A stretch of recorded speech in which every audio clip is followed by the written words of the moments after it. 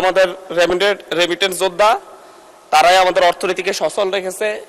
কিন্তু আমরা বিভিন্ন নিউজে প্রতিনিয়ত দেখতে পাই প্রবাসীদের নিঃস্ব হওয়ার ঘটনা।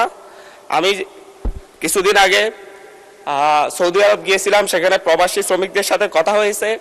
সেই জায়গায় প্রবাসীদেরকে নেয়ার জন্য বিভিন্ন ভুয়া কোম্পানি তৈরি করা হয় এবং ভুয়া কোম্পানি থেকে যাদের কোনো অফিস থাকে না, কোনো নির্দিষ্ট ঠিকানা থাকে না, শুধুমাত্র কাগজে কলমে তাদের ঠিকানা থাকে, সেই ঠিকানা অনুযায়ী সেই কোম্পানির নামে বিভিন্ন চাহিদাপত্র তৈরি করে সরকারের কাছ থেকে অনুমোদন নিয়ে বাংলাদেশ থেকে শত শত শ্রমিকদেরকে সেখানে পাঠানো হয়।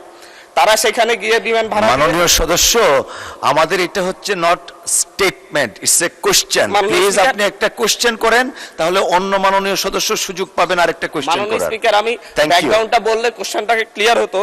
তো এই জায়গায় তারা সেখানে গিয়ে দেখতে পাই যে কোনো কোম্পানি নেই এবং হচ্ছে তাদের কোনো চাকরি পায় না। আমরা কিছুদিন আগেও দেখেছি যে হচ্ছে একজন না খেয়ে রাস্তায় মারা গিয়েছে।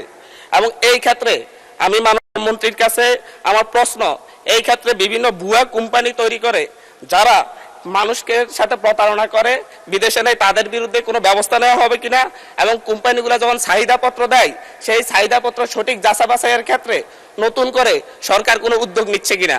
ধন্যবাদ মাননীয় স্পিকার। ধন্যবাদ মাননীয় সদস্য।